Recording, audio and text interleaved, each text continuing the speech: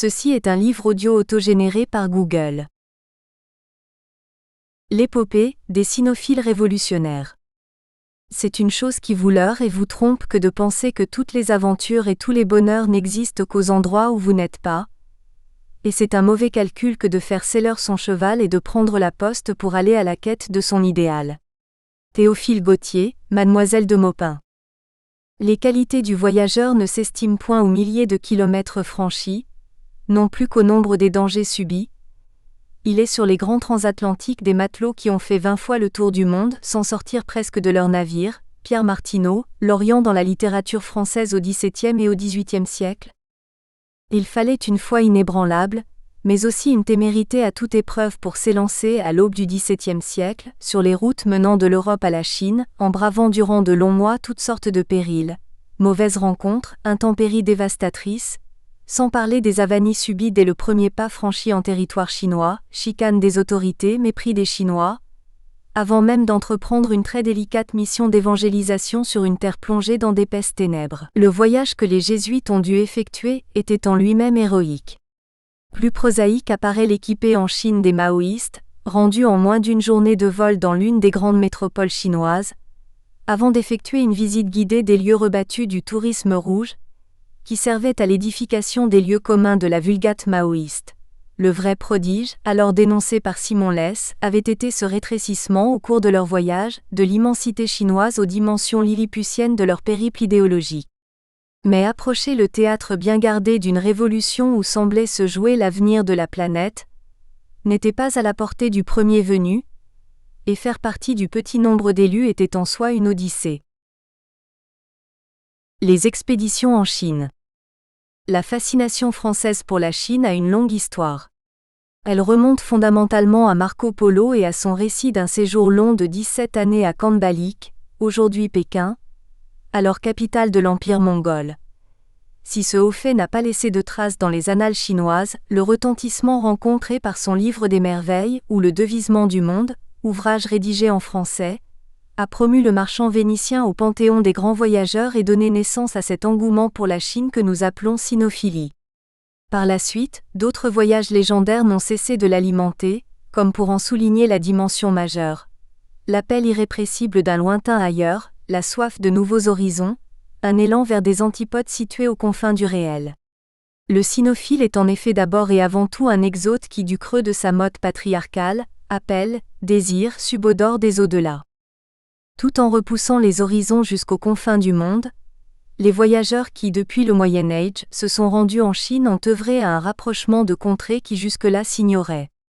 Ainsi Marco Polo, à qui on a coutume de reprocher une absence d'esprit critique et un penchant à la fabulation, avait-il fourni de premières descriptions édifiantes, physionomie des grandes villes, organisation de l'Empire mongol, inventaire de ses ressources naturelles.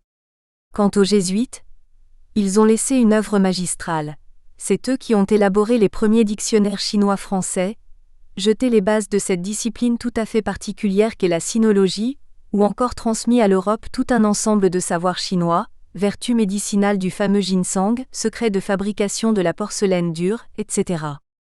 Et sans cet élargissement de ses horizons mentaux, l'Europe ne serait peut-être pas parvenue aussitôt à une certaine maturité philosophique. La première mission que plus téméraire que d'autres ordres religieux, les jésuites ont effectuée en Chine méritait bien le nom d'expédition. Ainsi s'intitule le journal rédigé par l'illustre Matteo Ricci à la veille de sa mort en 1610, Histoire de l'expédition chrétienne au royaume de la Chine, 1582 à 1610, qui retrace une grande page de l'épopée évangélisatrice des missionnaires. C'est à l'un des mathématiciens du roi envoyé en Chine par Louis XIV, afin qu'à la faveur des sciences naturelles, ils fussent en état d'y répandre plus aisément les lumières de l'Évangile, que l'on doit le second ouvrage en langue française après celui de Marco Polo. Dans ses nouveaux mémoires sur l'istat présent de la Chine, 1687 à 1692, publiés en 1696, le jésuite Louis Lecomte souligne l'importance d'un royaume encore peu présent dans la représentation européenne du monde. Parmi les différents empires qui ont jusqu'ici partagé le monde, celui de la Chine s'est toujours si fort distingué qu'un prince ne peut entièrement ignorer ce qui le regarde. Frédéric Touboul-Bouilleur, qui a préfacé l'édition de 1990, vante l'art avec lequel cet esprit rare est parvenu à reconstituer 50 siècles d'une civilisation qui la veille encore n'était au regard de l'Europe guère plus qu'un songe. Louis le Comte connaîtra cependant le sort peu enviable de ceux qui ont raison trop tôt. Les lettres curieuses et édifiantes, relations très régulièrement envoyées aux autorités ecclésiales ou scientifiques par les missionnaires, ont quant à elles tenu en haleine une Europe ravie de découvrir l'existence à l'autre bout du monde d'une aussi grande et belle civilisation. Quoiqu'il soit plus tardif, il faut citer un autre témoignage mémorable, les souvenirs d'un voyage dans la Tartarie et le Tibet, 1850, du lazariste Évariste Huc, 1813 à 1860. Constitué à partir des notes prises lors d'un vaste périple effectué, accroupi sur une misérable brouette, ou hissé sur un énorme chariot, voire à califourchon sur un petit âne gris, mais aussi sur ses pieds, dont il a usé l'épiderme, et même sur son derrière, seul moyen d'atteindre une vallée glissant du haut d'une montagne glacée. Cet ouvrage, assez atypique, est celui d'un aventurier de haut vol, plus que celui d'un missionnaire pénétré de sa mission d'évangélisation. Par ailleurs, il n'est représentatif ni de la tradition sinophile, ni du courant sinophobe qui allait dominer une longue période, allant de la fin du XVIIIe siècle jusqu'au début du XIXe siècle. Il faudra en effet attendre la parution de La condition humaine de Malraux pour que se manifeste à nouveau en France une vraie curiosité pour la Chine. Dernier roman d'une trilogie asiatique, prix Goncourt de l'année 1923, cet ouvrage mettait en lumière une Chine participant activement à l'histoire contemporaine, à travers la conquête héroïque du pouvoir par les communistes. Bien plus retentissant, il est vrai, a été le récit que, alors ministre des Affaires culturelles de Gaulle, Malraux a fait de son entrevue avec Mao en octobre 1967, 3 années après la reconnaissance par la France d'une Chine populaire très isolée sur la scène internationale. Son portrait dithyrambique de celui qui venait de lancer l'un des mouvements les plus sanglants de l'histoire de l'humanité aura peut-être planté les germes de ce culte de la personnalité si prégnant dans le maoïsme. Mais, de l'avis unanime, il aura davantage encore contribué à la publicité des anti-mémoires, signe au demeurant d'un retour de la Chine comme référence indépassable au sein de l'élite française. À l'automne 1955, Jean-Paul Sartre et Simone de Beauvoir ont été les premiers intellectuels engagés à se rendre en Chine après la prise du pouvoir par les communistes. Le fruit de ce voyage est le volumineux ouvrage « La longue marche ». Essai sur la Chine, que Simone de Beauvoir a publié 2 ans plus tard. Malgré de nombreux développements plongeant dans les tréfonds de l'histoire intellectuelle et sociopolitique de la Chine, cet essai est pour beaucoup un plaidoyer pour le nouveau régime. Accueilli assez froidement par la critique, il n'a pas créé l'événement. Est-ce que, tant en France qu'en Chine, le fond de l'air n'était pas encore assez rouge ? Ou est-ce qu'un régime issu d'une révolution qui ne mettait pas la Chine à feu et à sang n'était pas jugé digne d'attention ? Comme l'écrit Simon Less, dans les débuts de la République populaire, au moment où le régime était stable et dynamique et jouissait du soutien presque unanime de la population, l'Occident a systématiquement ignoré et isolé la Chine, attendant pour reconnaître son existence que celle-ci ait été dramatiquement ébranlée par la révolution culturelle. En ce sens, Simone de Beauvoir aura fait œuvre de pionnière en échappant au panurgisme de la vague maophile déclenchée au début des années 70. De fait, 2 récits publiés en 1973 à l'issue d'un pèlerinage en terre révolutionnaire ont soudain défrayé la chronique. L'intelligence au pouvoir, de Michel Loy et La moitié du ciel, de Claudie Broyel. Compte-rendu de séjours effectués à la fin de l'année 1971, en pleine révolution culturelle, 1966 à 1976, il constitue, après l'ouvrage également retentissant de l'italienne Maria Antonietta Macciocchi, 2 spécimens de la littérature de voyage initiatique à édification politique. Une littérature qui rompt avec la fibre exotique, et où l'ailleurs n'est plus qu'un topo discursif saturé de significations préétablies. Ce voyage de 6 semaines avait pour objet l'étude de l'expérience révolutionnaire chinoise en ce qui concerne l'émancipation féminine. Ces quelques lignes de la préface à La moitié du ciel donnent le ton d'un ouvrage égrenant les uns après les autres les poncifs du bréviaire maoïste.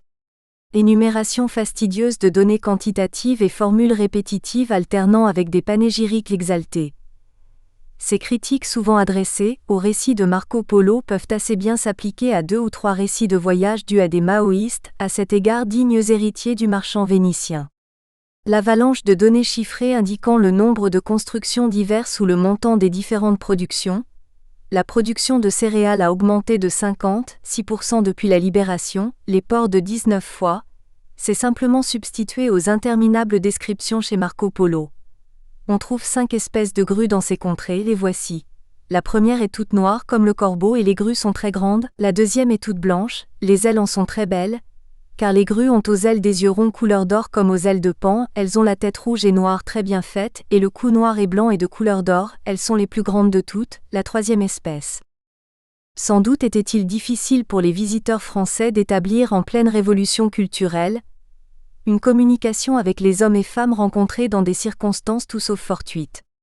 Si certains, comme la sinologue Michel Loy, avaient tenté de nouer un contact avec l'interprète qui ne les quittait pas d'une semelle, la plupart ont néanmoins complaisamment entretenu leurs divers interlocuteurs dans leur emploi stéréotypé de socialistes modèles tenant un discours convenu, ou dans un rôle de figurant dont certains ne se cachaient même pas. Présentation des camarades peintres paysans. Bienvenue. Celui-là pour la première fois lit des notes de bienvenue sur un carnet. Une insensibilité aux gens qui interrogent. Faut-il y voir le propre des tenants d'une cause abstraite ? Comme le dit Simone de Beauvoir, la Chine, pour un certain nombre d'idéologues, n'était plus une réalité de chair et d'os. À moins qu'il ne s'agisse d'un tropisme culturel. Car de Marco Polo, Pierre-Yves Badel remarque aussi, il n'est presque rien dit des hommes et femmes rencontrés, des émotions ressenties. S'il y a du sensationnel ou du pittoresque dans ce livre, il n'est guère rapporté à la sensibilité de son auteur. Ce que les intellectuels français étaient allés chercher en Chine, c'était, il est vrai, une réponse à la question devenue lancinante depuis les cruelles désillusions infligées par l'Union soviétique. Le communisme est-il une utopie ? Ainsi s'interrogeait Marcellin Plenay, l'un des participants au 3e grand voyage qui ait fait événement dans les années 1970. Au printemps 1974, plusieurs intellectuels réunis autour de la revue Telle Quelle, grand organe de propagande maoïste durant les années 1971 à 1976, ont en effet à leur tour pris le chemin de la Chine. Leur adhésion au maoïsme devait beaucoup au matérialisme dialectique, développé par Mao dans son fameux essai de la contradiction, où il pensait avoir puisé les recettes permettant de se prémunir contre toutes les formes de sclérose guettant les entreprises révolutionnaires. Philippe Solers en avait ainsi retiré la conviction que la révolution chinoise dépassait la conception économiste mécaniste du marxisme, dogmatisme et révisionnisme.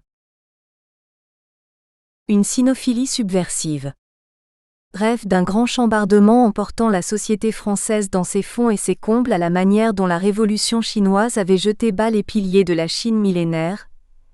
La sinophilie des années 1960 à 1970 était hautement subversive. Aucun aspect n'échappait à la rage de changement qui s'était emparée de l'élite intellectuelle, artistique, politique. Les écrivains d'avant-garde Philippe Solers et Marcellin Plenay avaient été particulièrement séduits par l'articulation dans la révolution culturelle chinoise entre révolution politique et subversion littéraire. Significatif est à cet égard le culte que, de concert avec Michel Loy, Philippe Solers avait voué à Luxun, 1881-1930. Cet écrivain à la conscience déchirée de contradictions, rongé de doutes, fasciné par la tentation du néant et le vertige du désespoir, haïssait en lui les stigmates d'une tradition qu'il accusait d'être responsable de tous les malheurs dont souffrait son pays. Grand représentant du courant occidentaliste, il avait tenté de briser le carcan culturel véhiculé par la langue chinoise en la soumettant à la syntaxe de langues occidentales pour renforcer le fonctionnement intime. Dans une démarche symétrique, Philippe Solers, qui lui-même rêvait d'en finir avec sa propre culture, avait tenté de bousculer les possibilités d'expression du français par l'introduction de propriétés de la langue chinoise, ellipse des lourdes et contraignantes structures de la syntaxe française, suppression comme dans le chinois classique de la ponctuation. Au XVIIIe siècle, l'art chinois, peinture, jardin, bibelot, avait aussi influencé le goût esthétique français mais inspirant une mode assez inoffensive, il n'avait pas été l'instrument d'une semblable rage autodestructrice. Tout en étant la marque des révolutionnaires de gauche, la fascination pour une Chine en proie à de furieux soubresauts avait outrepassé les clivages politiques pour gagner des hommes politiques et des journalistes réputés de droite. L'exemple le plus illustre en est Alain Peyrefitte qui, dans son fameux « Quand la Chine s'éveillera », n'avait pas caché son admiration pour le régime maoïste et les véritables travaux d'Hercule, dont, estimait-il, celui-ci pouvait se vanter.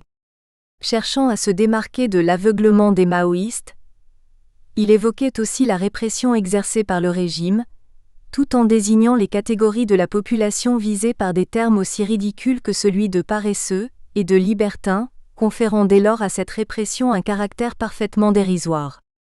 Directeur des services de politique étrangère du Figaro et l'un des journalistes accompagnants, en juillet 1972, le ministre des Affaires étrangères Maurice Schumann en visite à Pékin, Roger Massip a quant à lui publié à son retour un ouvrage dont le seul titre, « La Chine est un miracle », est éloquent. Mais la sinophilie est l'une des rares passions françaises qui se soit montrée capable, dans un pays traditionnellement porté sur les affrontements, de réaliser une unanimité transcendant les clivages traditionnels. Au XVIIIe siècle, elle avait déjà rassemblé des hommes qui n'avaient a priori pas grand-chose en commun. Opposant à la monarchie de droit divin, économistes admirant la manière dont le souverain chinois encourageait l'agriculture, libertins cherchant à s'affranchir de la morale chrétienne. Or, on peut se demander à quoi attribuer pareil œcuménisme, si ce n'est à la dimension religieuse, si souvent relevée par les politologues, de la mythologie maoïste. L'espérance d'une renaissance à la source de l'élan sinophile des maoïstes n'était semble-t-il en effet pas très éloignée du désir de rédemption dont étaient imprégnés les missionnaires. La conscience du tragique de l'histoire est un premier trait frappant commun aux évangélistes et aux maoïstes. Tandis que les premiers étaient imbus de l'idée du péché responsable de la perte de cet ailleurs originel qu'était l'Éden, les seconds étaient tentés par le spectre des cadavres dans le placard de l'histoire contemporaine, stalinisme, fascisme. Les uns et les autres étaient en rupture avec un monde qu'ils jugeaient, plus qu'en faillite, marqué par la trace indélébile du mal et dont il fallait sauver le genre humain. Vous doutez-vous que vous êtes mort sur place ? Asnès Solers avant de lancer un ultime appel à la révolte dans la préface en forme de manifeste du numéro spécial de Tel Quel, consacré en 1974 à la Chine. L'homme nouveau dont rêvaient les maoïstes était un homme purifié de son humanité même, comme l'avait pointé Simon Less lors d'un face-à-face avec Maria Antonietta Macciocchi. Le grand pourfendeur de la maolatrie interpella en effet la communiste italienne sur les présupposés de son ouvrage, de la Chine, en lui reprochant de présenter le peuple de Mao comme une humanité sans péché, une humanité délivrée de la condition humaine.